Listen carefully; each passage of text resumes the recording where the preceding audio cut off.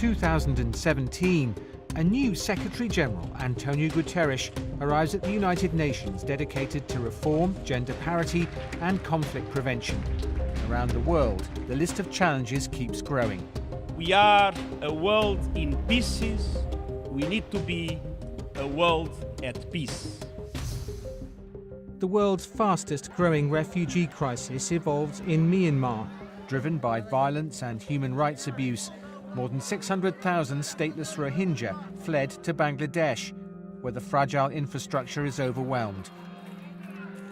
The UN scaled up emergency aid and called on Myanmar to end military operations against the Rohingya. No one is winning today's wars. In Yemen, 8.5 million people are on the brink of the world's largest famine in modern times.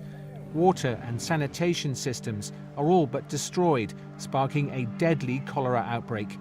The UN sent in emergency supplies and urged all parties not to block civilians from humanitarian aid. 4 famines in Yemen, South Sudan, Somalia and Nigeria are the result of unresolved conflicts exacerbated by droughts and missed harvests. In the deadliest attack on a UN peacekeeping mission in decades, 14 Tanzanian peacekeepers lost their lives in the Democratic Republic of the Congo. It is another indication of the enormous sacrifices made by troop-contributing countries in the service of global peace. The mission MONUSCO is the largest in the world, with a mandate to challenge armed groups who've kept their grip on the vast mineral-rich region for years. Another protracted war, Syria. 6 years of conflict have left 250,000 people dead and 5 million displaced. Some people returned to liberated Aleppo, while in besieged eastern Ghouta, thousands of people received food and medicine from a UN aid convoy. Fighting continued in other places, including chemical weapons attacks. Temporary ceasefires were brokered, and the UN Special Envoy for Syria is working tirelessly to bring the parties to the negotiating table and for an end to the war. Almost 100,000 migrants crossed the Mediterranean Sea in 2017. More than 3,000 have drowned. Most are fleeing poverty and conflict in sub-Saharan Africa. More than 1 million people are waiting for a passage in Libya, caught in an endless cycle of abuse, exploitation, and even slavery. The new UN Secretary-General's reform proposals put people ahead of bureaucracy and mediation and prevention at the centre of the UN's peace and security agenda. The UN's newly established Office of Counter-Terrorism coordinates a global effort to prevent violent extremism and other root causes of terror.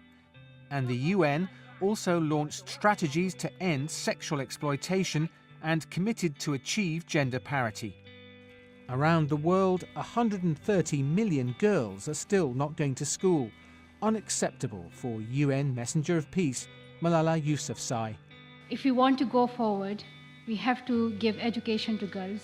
And once you educate girls, you change the whole community, you change the whole society. By 2020, the UN aims to double the number of women peacekeepers, to protect civilians and support local women to participate in peace building.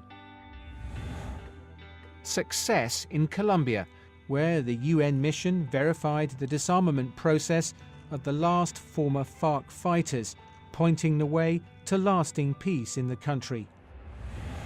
Closure in The Hague.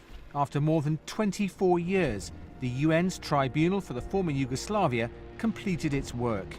The tribunal was the first war crimes court established by the UN and has brought more than 160 perpetrators to justice. In the last major case, the former Bosnian Serb commander Ratko Mladic was sentenced to life in prison for multiple counts of genocide and crimes against humanity. New nuclear and missile tests in the DPRK, otherwise known as North Korea, led to increasing tensions around the Korean peninsula and worries around the world. We must not sleepwalk our way into war. And more broadly, all countries must show greater commitment to the universal goal of a world without nuclear weapons. The UN Security Council tightened existing sanctions on North Korea. In December, the government in Pyongyang invited a UN envoy to start discussing issues of mutual concern. Meanwhile, 122 countries voted for the first ever treaty to completely prohibit nuclear weapons, a historic moment for disarmament. Waves in New York. At the Ocean Conference, member states committed to voluntary measures to protect the world's seas. Shortly after, a series of mega hurricanes cut a trail of destruction through the Caribbean.